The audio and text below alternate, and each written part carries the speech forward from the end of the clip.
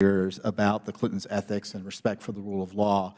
So it was with some skepticism we greeted promises by Hillary Clinton in 2008 and 2009 to conduct herself accordingly or appropriately with respect to the Foundation as a condition of her being approved as Secretary of State, with some skepticism.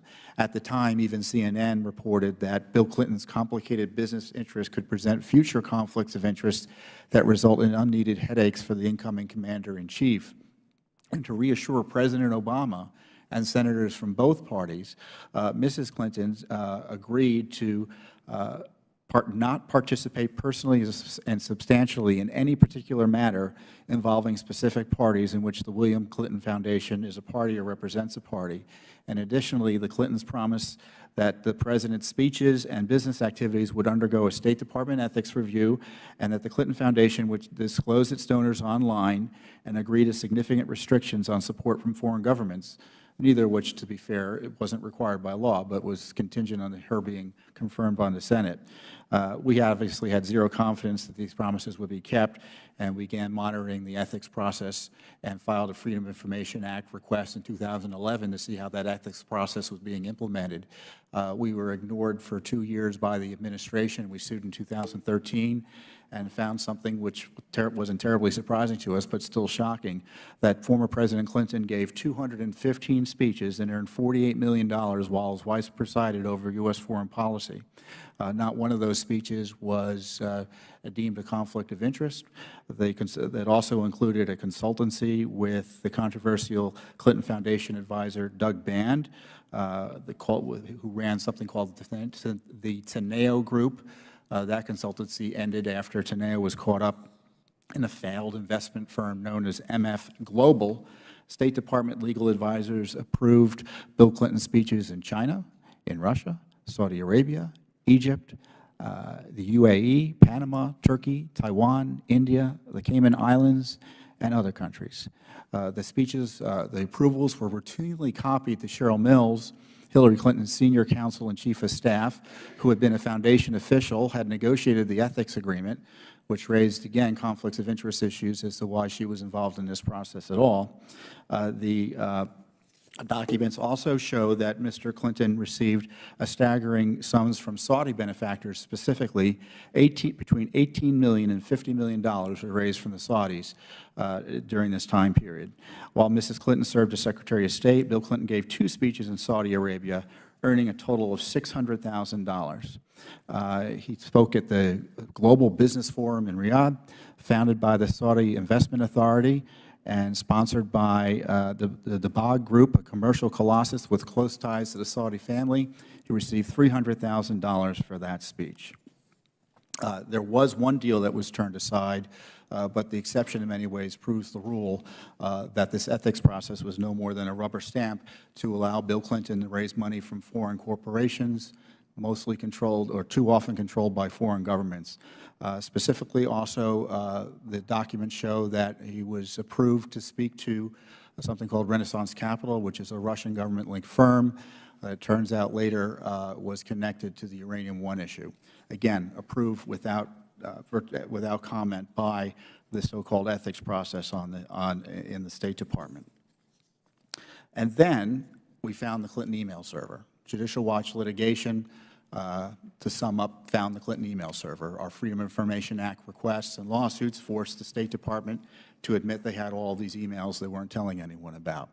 And also, another employee of the State Department who was participating in this server was Huma Abedin, who, according to testimony she gave to Judicial Watch, needed it to conduct the Clintons' personal and family business. And to be sure, documents that we uncovered later as a result of uncovering the Clinton email server show the Clinton Foundation was in regular contact with Abedin and others in the State Department to get special favors and treatment for supporters and allies of the Foundation. Specifically, for instance, Gilbert Shigori, who was asked to be put in touch with the State Department substance person on Lebanon. This was by Doug Band, the Clinton Foundation official.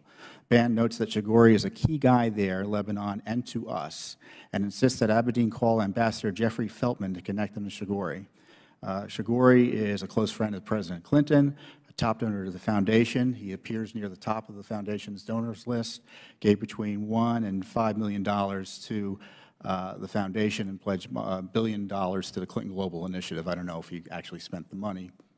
He was convicted in 2000 in Switzerland on money laundering. So you can see that the Clinton Foundation, the Clinton State Department almost immediately broke promises to President Obama and the Senate to maintain a wall of separation between the foundation and the state. We have numerous instances, it's detailed in my written testimony, of pay-to-play and favoritism for Clinton Foundation supporters with the Clinton State Department.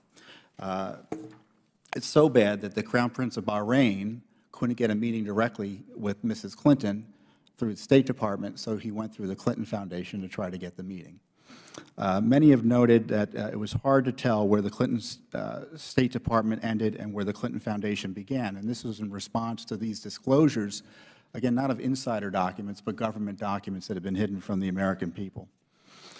Then there's the Uranium One controversy, and specifically, it was a controversial 2010 Uranium One deal. There were monies that were funneled into the Clinton Foundation by Uranium One interests, specifically Mr. Frank Giestra, and these monies were hidden from the American people. The Foundation promised to disclose these monies in, as I said, this earlier agreement.